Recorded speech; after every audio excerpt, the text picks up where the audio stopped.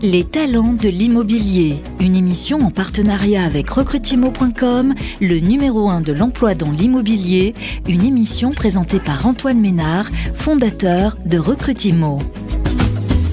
Bonjour à tous, bienvenue sur Les talents de l'immobilier, émission dédiée à l'emploi et à la formation dans l'immobilier, en partenariat avec le leader de l'emploi dans l'immobilier, Recrutimo. À mes côtés, pour m'aider dans cet exercice, Marine. Bonjour Antoine. Bonjour Marine. Dans cette émission, nous allons vous faire partager le quotidien des professionnels de l'immobilier, qu'ils soient employeurs, recruteurs, candidats, collaborateurs.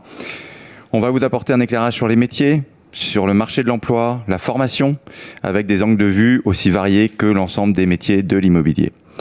Pour cette première, j'ai le plaisir d'accueillir Thomas Bertin, qui est patron de 6 agences immobilières dans le réseau La Forêt, dans le domaine de la transaction et la gestion locative, et qui est accessoirement le premier franchisé de France, La Forêt.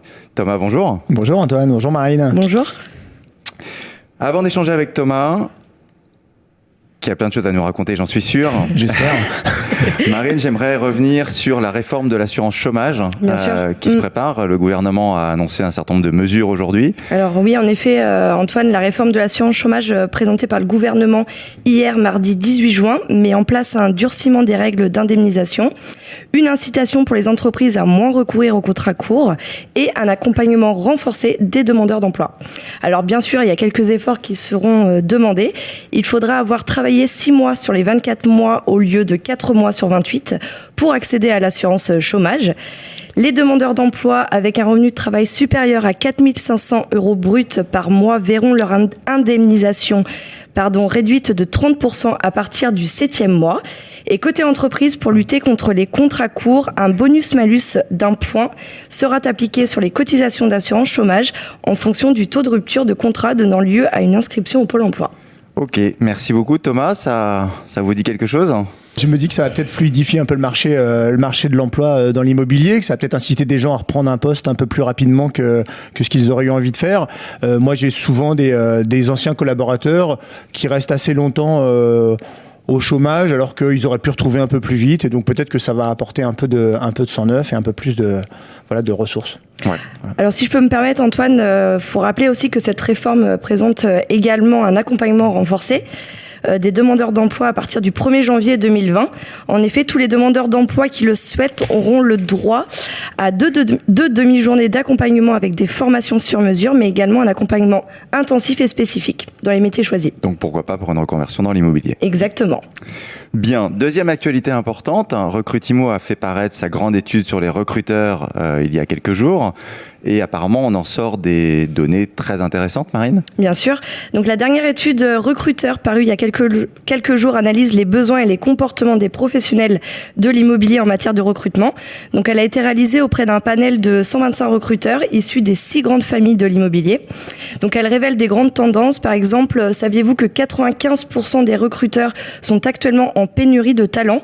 Du coup, le process de recrutement est un peu plus en voie de digitalisation, avec 60% des recruteurs qui utilisent le digital comme canal de recrutement, et que 77% d'entre eux n'ont pas de service RH pour sélectionner les CV. Ok, merci Marine. Alors, Thomas, on va en profiter. Je suis déjà ravi que tu sois là pour la première, ça m'aide un peu dans ce nouvel exercice. 95% des recruteurs de l'immobilier recrutent, la plupart des recruteurs recrutent, normal. La plupart des employeurs de l'immobilier recrutent. 95% disent que c'est difficile. Comment tu vois ça ? Est-ce que tu partages ce point de vue ? Déjà, Antoine, merci de m'avoir invité. Ça me fait plaisir. Et puis j'ai lu du coup cette étude avec attention. Je me préparais ma venue. Et je dois dire que ça reflète complètement mon quotidien. On est vraiment dans un marché... déjà, le marché immobilier en lui-même est fou. Et donc le marché de l'emploi immobilier suit cette folie. Et quand je lis le chiffre de 95% de difficultés de recrutement, ça correspond vraiment à mon quotidien.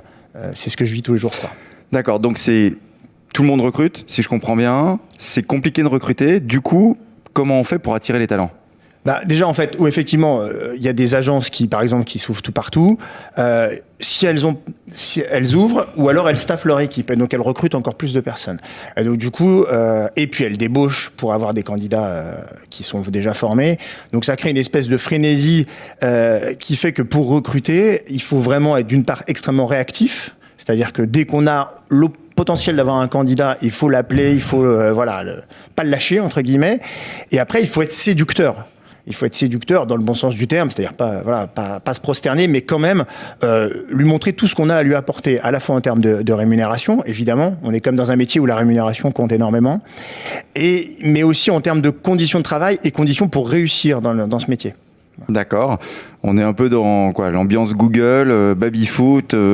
Non, j'irai pas jusque là parce qu'on est comme dans un métier très traditionnel, donc vraiment on n'est pas en basket quoi. Mais c'est vrai que il faut quand même que l'ambiance soit bonne, il faut qu'ils le ressentent dès l'arrivée dans l'entretien, il faut qu'ils ressentent qu'il y a une ambiance sympathique, que il y a de la bienveillance, que voilà, il y a des choses chouettes qui se passent.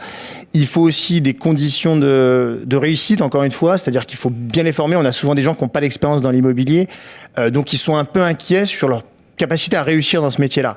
Et donc, du coup, il faut vraiment leur assurer qu'on va bien les former, qu'on va bien s'occuper d'eux et qu'on va qu'on va leur donner tous les moyens pour réussir. D'accord. Concrètement, dans tes agences, tu en as 6 agences, tu as combien de collaborateurs ? 30, 35. 30-35. Qu'est-ce que tu fais concrètement au quotidien avec eux ? Déjà, je suis sympa. Ouais, c'est important. Non, mais blague à part, déjà, je leur donne beaucoup de moyens pour réussir. Encore une fois, au-delà de la formation, moi, je suis très opération de communication, opération marketing. Dès qu'ils ont une idée, j'essaye de les suivre. Alors, quand c'est dans la mesure de mes moyens, mais j'essaie de les suivre pour qu'ils aient tous les outils pour réussir et tous les atouts pour réussir. Après, je mets pas mal de choses en place pour l'ambiance, c'est-à-dire des voyages, des dîners, des choses comme ça, pour que ils se sentent bien. Et puis voilà. Tu parlais de formation. Ouais. Donc tu les formes à quel moment ? Il y a plusieurs levels de formation. Il y a d'une part les formations La Forêt. Moi, je suis dans un réseau qui est assez à la pointe sur cette question-là. Donc à l'entrée, à l'intégration, ils ont pas mal de formations. Donc ça, c'est la formation un peu théorique en réseau. Après, ils vont être beaucoup accompagnés soit par moi, soit par le manager d'agence, soit entre eux. Moi, je crois beaucoup au mentoring, entre guillemets. Ils se forment les uns les autres, quoi. Voilà. D'accord, ok. Et alors, on parle beaucoup de marketing RH aujourd'hui. Qu'est-ce que ça évoque pour toi et quelque part, comment tu l'appliques au recrutement ou à la fidélisation? Je me suis rendu compte d'un truc. Moi, je suis pas très nouvelle technologie, pour être franc. Je me suis rendu compte d'un truc, c'est que à chaque fois qu'il y avait un candidat que je recevais en entretien, il m'avait googlé et il avait regardé qui j'étais, d'où je venais. Il en savait plein de trucs sur moi, plus que moi sur lui. Alors c'était assez surprenant. Donc du coup, je fais hyper attention à ce que je mets sur les réseaux sociaux, à ce que je mets sur LinkedIn, à ce que je mets sur Google, parce que j'ai bien compris que ça c'était quelque chose qu'il regardait et que ça contribue au choix qu'il va faire. D'accord.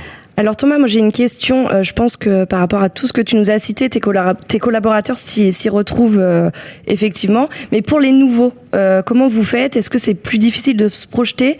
Et comment vous démarquez des autres agences en fait ? Ce qu'il faut bien comprendre, moi j'ai mis un peu de temps à le comprendre, c'est que le rapport de force, il s'est un peu inversé.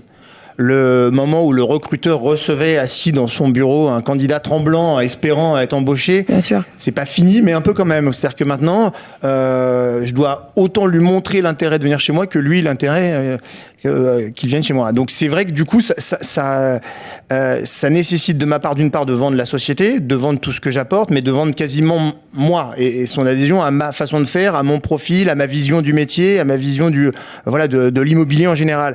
Et ça, c'est un peu une petite révolution qu'il faut vraiment mettre en œuvre, parce que sinon, il se passe rien et on recrute pas, quoi. Voilà. Ok, tout ça est à peu près clair, voire très clair d'ailleurs, pardon. Merci. Ça marche. Ça fonctionne. Ouais, ça fonctionne. Encore une fois, à partir du moment où on a fait cette petite révolution dans sa tête, ça fonctionne. Moi, je fais toujours l'entretien un peu de la même façon. Je devrais peut-être pas le dire parce que je donne une idée. C'est que je commence par montrer les aspects négatifs du job au candidat. Ça crée et c'est pas une manipulation de ma part, mais ça crée un climat de confiance. Il sait que je suis pas en train de lui vendre du rêve. Je lui vends la réalité du job avec tous ses défauts. Et puis après, je lui vends aussi, mais de manière aussi honnête et objective, les qualités du job et en quoi le bilan il est évidemment positif, mais qu'il y a quand même des choses qu'il ait en tête. Et ça, c'est le premier point qui fait que ça marche. Après, c'est tout ce que j'ai dit, un gros axe sur la formation, sur l'ambiance, sur les outils qu'il va avoir pour réussir, sur tous les investissements en com et en marketing que je fais qui vont lui donner les moyens de se démarquer de la concurrence. Parce que c'est vrai qu'eux aussi, la concurrence, ça leur fait très peur, quoi. D'accord. Thomas, une dernière question, après je te libère, c'est promis.